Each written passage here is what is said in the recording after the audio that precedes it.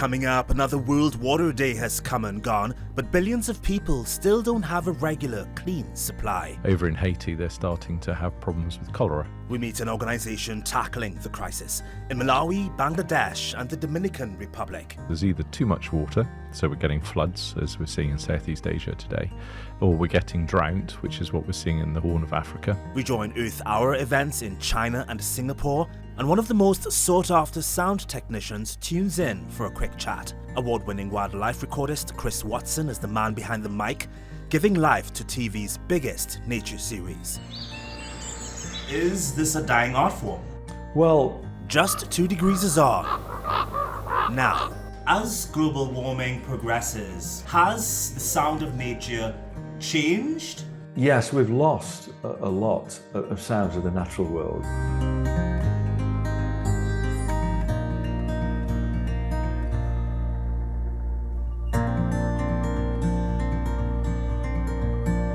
Following up on our last episode, the plight of the planet's ecosystems is getting even more attention. 1.4 million people switched off their lights, their non-essential lights, or did something else to benefit the planet for Earth Hour 2024. On March 23rd, landmarks across the world also went dark. According to organisers at the World Wildlife Fund, this year's was the biggest Earth Hour yet. We tracked down the individuals who spearheaded events across the globe to see how they marked the occasion.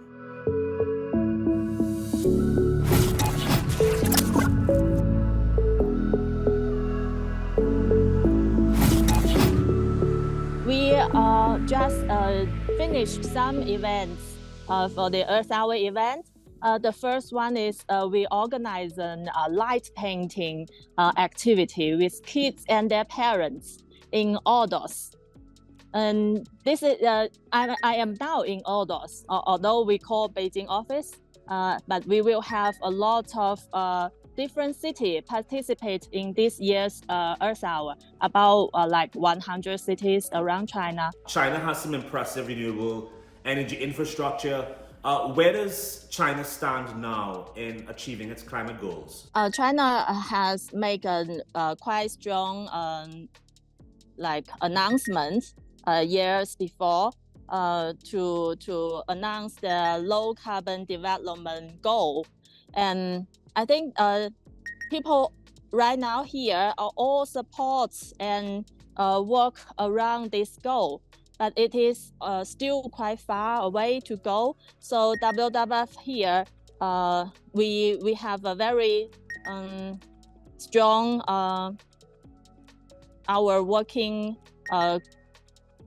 our strategy is to attract more people to work with us, to work with this global society to achieve this low carbon development goal as soon as possible. Like much of the world, Singapore is at risk from the climate crisis and the rising sea levels as well. It has been on the radar of the Singapore government. And as a stakeholders in the process, we can see how they are taking proactive steps. So in terms of making sure that there is reduction in emissions, Singapore has introduced carbon tax, and there is even a pathway to increase that carbon tax from $50 to $80 in a few years' time. Even though we are a city-state, when you come here, you will see a number of nature parks around Singapore.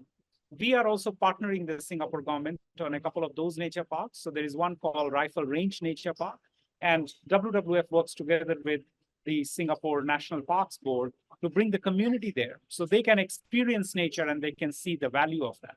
Countries like Suriname and Tanzania also participated, and with good reason. Both nations have their own unique environmental struggles. Marleen, I understand there are huge, wide-scale agriculture plans the government has for Suriname, but indigenous communities say those plans will decimate ancestral communities. How is the government planning on pacifying those important communities who are quite often called around the world those that look after the forests? That's a question that I could elaborate on for hours, which I'm not going to do because it's a very hot topic and it touches on so many issues in our country. and big things are at stake. While I think you mentioned the indigenous communities, it's because they, of course, feel threatened. It's about their land, and we don't have land right protection here in Suriname. So that's a big issue. That's a good question. Why is that? Because we're the only country in the region that doesn't have it. It seems to be really difficult to get it arranged. All governments that I can think of promise to make it happen, to address the land rights issue, and it still hasn't happened as of today. So you can imagine when foreign investors come in, whoever they are, about large-scale agriculture plans, that is threatening to the communities, but also to our forests. We have a 93% forest cover, and luckily, the communities, not only the indigenous and tribal communities, but everyone, we stood up and said we want to protect this 93% forest cover. So yeah, it's a very hot topic. Yeah, I know food scarcity and high poverty rates are an issue the government says it's trying to address. But to what extent do you think the government is going to increase agriculture? Or maybe they're relying on the fact that Suriname has such immense forest cover already, and maybe their plans won't really affect the country's reputation as a carbon sink? That's the interesting thing. I don't know if you noted, but we are a former colony of the Netherlands, and we have, close to the coast, we have a big coastal area with land that has been used in the past to produce various sorts of crops. Sugar, everything was produced here. Why can't we use those lands? So that's a thing. Why do we need to go into the interior? A lot of debate about that. We believe we can maintain our forest cover, we can protect our ecosystems, and having enough agriculture production at the same time. We already have enough for our own country, so there's no food scarcity here at the moment. We do have it, but we want to export because we are now very dependent on imports for our economy, not only for food but for multiple things. And we now want to export to keep the balance better, you know. Of course, Earth Hour is a light event, you know, it is a happy event where we encourage people and motivate people that they can actually do something for the planet, but to keep it closer for our own ecosystems, for our own nature. But of course, we do touch on the subjects that you mentioned, which I'm happy that you did, because we are in a campaign together with multiple NGOs, and that campaign is actually called Keep Suriname Green. So our scavenger hunt that we're having for Earth Hour, which is targeted to kids, is called the Keep Suriname Green Walk.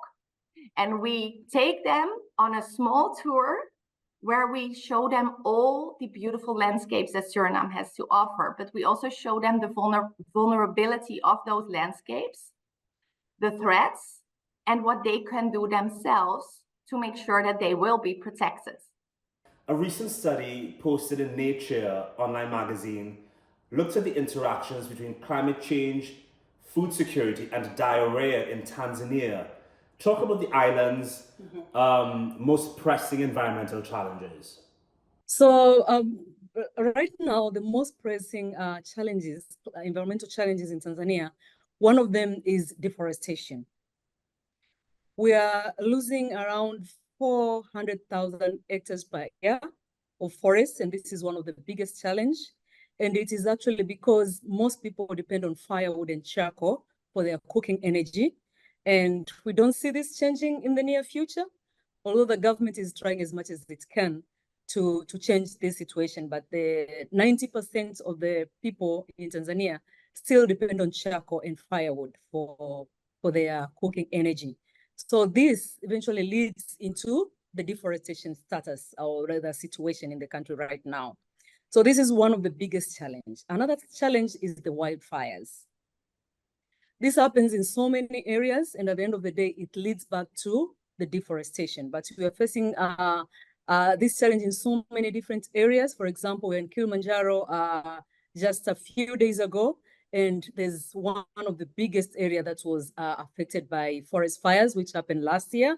And this is not only in Kilimanjaro, but in different areas in Tanzania. Forest fires are also still a challenge.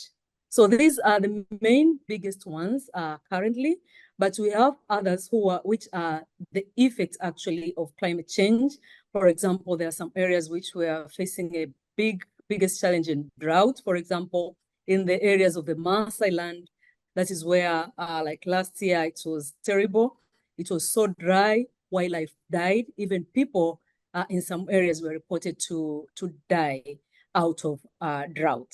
In some areas, we're facing floods, undetermined rainfalls, which are really heavy than normal, and people are not able to manage, although the government is helping, but this situation usually gets out of hand, and people are dying sometimes, they're losing their properties because of the rains. So these are some of the biggest challenges that we're facing in the country in terms of climate change. Talk a little bit about exactly how the government is helping to avoid more damage and deaths from these floods and wildfires. For example, in floods, what the government does is raising awareness, really, especially as we're going towards the rainy seasons. Like last year, it was reported that we are going to face El Nino rains. So the government joined forces with non-government organizations and other corporates, and they created like a committee, an emergency committee, where the NGOs and corporates contributed some amount of funding, but the government put in funding as well. And the plan was prepared and put into place on how they are going to deal with floods when they came. But again, this is never enough. More support is usually needed. And we've seen reports of people really suffering, losing their properties in Dar es Salaam, for example, and other areas across the country. So although there are plans in place, but still the challenge was still there. So maybe they could have done better. I don't know how, but this is what happened. And it is the situation that happens again and again. Like in Dar es Salaam, it was reported like more than 200 people lost their properties in their homes because of the floods that happened. But again, the plans were in place. The government raised the awareness. The government encouraged people to move from the floods prone areas into better areas. But again, expecting someone to move from his or her home in a few weeks or months is really a challenge. So most people did not really move, and they ended up being affected by floods. Yeah, I've been to Dar es Salaam. It is a beautiful city. And of course, there is a connection between deforestation and flooding. With all of this that you've said in mind, what are the country's plans for Earth Hour? So Earth Hour, led by WWF, of course, in country, we have several plans. One of them are already into implementation. Like as I said before, it's only last week that we came back from the highest points of Africa in Kilimanjaro. We took the flag to the peak of the mountain at Uhuru Peak with the purpose of raising awareness, especially on the importance of taking care of our nature, taking care of our environment, raising awareness against starting wildfires, especially in the mountain, and raising awareness about tourism and promoting the country and the Kilimanjaro, the mountain Kilimanjaro itself. So a team of 5 people from WWF actually joined with other partners from one of the tour companies. So it was around 10 people, 15, who went all the way to the top of the mountain with the flags, of course, for Earth Hour. And we had discussions with the people that we came across, and we got back just last Friday. That is one of the most popular events that we've carried out during Earth Hour.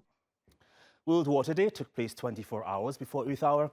It's a reminder that a staggering 2 billion people worldwide do not have access to safe drinking water, and 4 billion experience severe water scarcity at least once a month. Water quality is also affected by climate change, as high temperatures and extreme weather events like floods enable pollution. We caught up with Duncan Goose, the managing director at Global Ethics Limited, to discuss how his organization funds clean water projects. What would you say your role is in the grand scheme of things when it comes to dwindling water resources across the world, and what you're doing in terms of how much you can actually do to help alleviate people's suffering? Yeah, it's a great question. I mean, I am obviously just a very small part of a very big global movement to try and create change in the water sector. But to put that in context, when I started, I didn't have access to clean water, and that number as of today is 703 million. So there's been some massive changes around the world to do that. But what I think we're facing into today is the impact of climate change on water resources. And what we're seeing really are a couple of different things. There's either too much water, so we're getting floods, as we're seeing in Southeast Asia today, or we're getting drought, which is what we're seeing in the Horn of Africa. So the worst drought for 40 years is currently impacting on about 40 million people. Or even if you look on the news today, over in Haiti, they're starting to have problems with cholera, which is related to contaminated water. So those three things are really what's causing the biggest problems, I suppose, at the moment. Can you talk a bit about exactly what your organization goes into these countries to do or to provide? Yeah, so my background was in advertising and marketing many years ago. I spent a couple of years motorbiking around the world between 1998 and 2000, and I got caught in the middle of a hurricane. It was a Category 5 hurricane. It did $6 billion worth of damage and killed 10,000 people. I got to experience what it was like to live without access to clean water and to live in basically a disaster zone where you've got helicopters flying in aid. And when I came back to the UK, I wanted to try and do something that would support those without access to clean water. So we started a bottled water brand called Yuan, and we gave away the profits from that to help change people's lives. And as of today, we've now changed over 5 million people's lives. Ever wonder why sounds in nature are so important? Well, animals use them to find mates, communicate with their own kind, and alert others of danger. An award-winning wildlife sound recordist has turned his love for natural sounds into a profession. Chris Watson is his name. He's known for his work on popular nature series like Life and Frozen Planet. And he's released a new album of the most awe-inspiring sounds. We called up Chris to talk about it, and he shared his concerns that people are often too busy to experience nature's beauty. I mean, the album's called Seven Sonic Wonders, and I think we need to draw attention to it because we are quite often, we're surrounded by so much noise pollution that we find it difficult to concentrate, let alone on the natural world, but on our everyday conversations and getting through the day. So being able to take time out and put some headphones on and tune into the natural world is important. It's not just some artistic whim. You know, it's significant, I think, for our psychological health and well-being. That was one reason why I was really interested to collaborate with Dolby on this piece. So he could bring this world, bring these environments, and bring my selection of the Seven Sonic Wonders, which was it's a subjective personal choice, but bring sounds from around the planet, from Iceland to South America, and let people listen to them in a way that I think what's special for me about it is I record a lot of wildlife, and I'm interested in wildlife sounds and spatial sound. And being able to collaborate with Dolby, who make these big cinema sound systems, but they also have this surround system called Dolby Atmos, which is, imagine like a hemisphere of sound. But being able to encode my recordings into that system is a really beautiful way of experiencing it. Not only the sounds of the animals, but the environments in which they inhabit, because that's important, the acoustics of the place. Just like some of the most amazing mosques in Istanbul, which are built for their acoustic perspective, because we recognize how significant that is in terms of listening to sound. Correct me if I'm wrong, but when I think about you being out in the field, I think about someone who is so in tune with not just sound levels, but the divergent sounds of different animals. I'm sure you can pinpoint how far away an animal is and what species it is. Talk about, you brought up the topic of noise pollution just earlier in your first response. How is it different being out in the field in an environment where you are allowed to listen to the sounds of nature versus, I guess, your own home city? Good point, Reagan, because there's a difference between, in general, when we're at home, when I'm at home, when you're at home, wherever, we hear the world around us, but we rarely take the opportunity to listen. And there's a difference between the two. Being able to engage with somewhere, the privilege I have is I can go to, I've been to places where there is virtually no noise pollution because there's virtually no people. There's still sometimes aircraft overhead. But when you can go to these places and open your ears, you engage with the world in a very different, a unique way at that time. And that's something that we've lost. It's not magic. We could all do it, but we just need the opportunity. And the thing I love about works like this is the album is when I go somewhere, I put headphones on and I listen to the world and the background and the environment. And only I can hear the world in that way at that one moment. It's a unique one-off experience. What I love about projects such as this album is that when I can take people to where my microphones were when I made the recording. And that's something special to hear not only the animal, but the acoustics and the space of the environment. And people at home can listen, put some headphones on, tune into the Apple Music site and listen to those sounds and experience it as closely as I did when I was actually on location. That's the power of it. And it really, we all know this. It doesn't matter where you are, where you've come from, we react to sound. It's part of our, it's a visceral part of our lives. It's just that we've lost a lot of it in noise polluted cities. You have done this work for decades. As global warming progresses, gets worse, including pollution, biodiversity loss, has the sound of nature changed at all?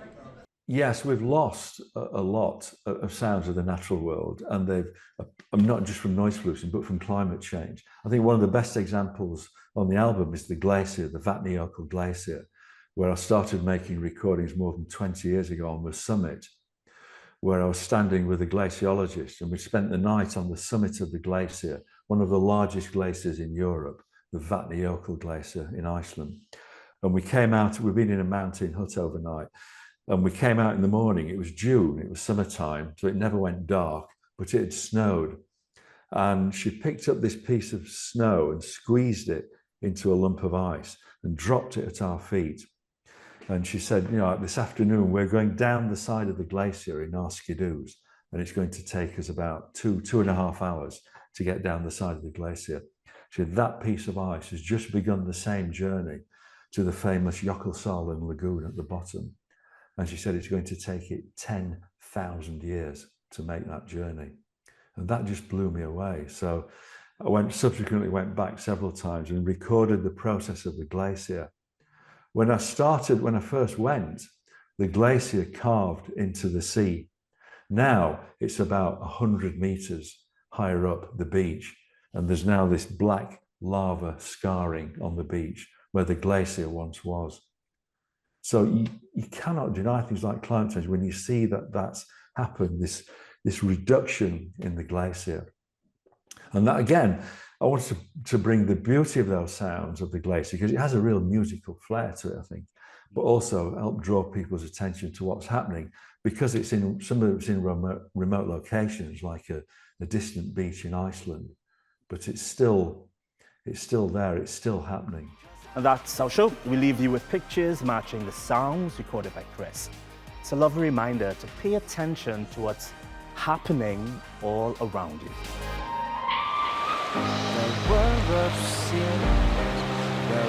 That's what's inhabiting it. I'm straining to hear.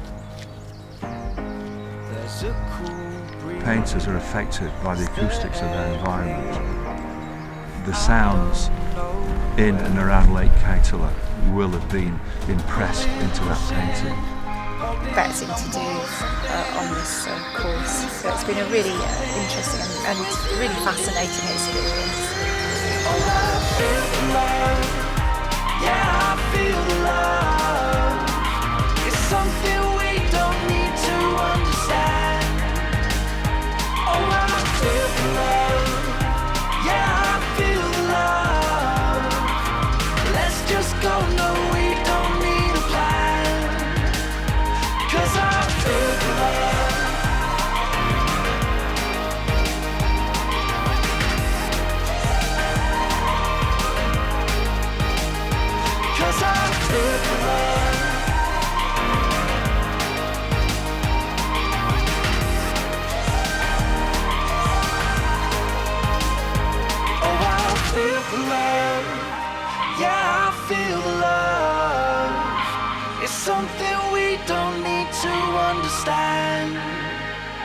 Oh, I feel the love.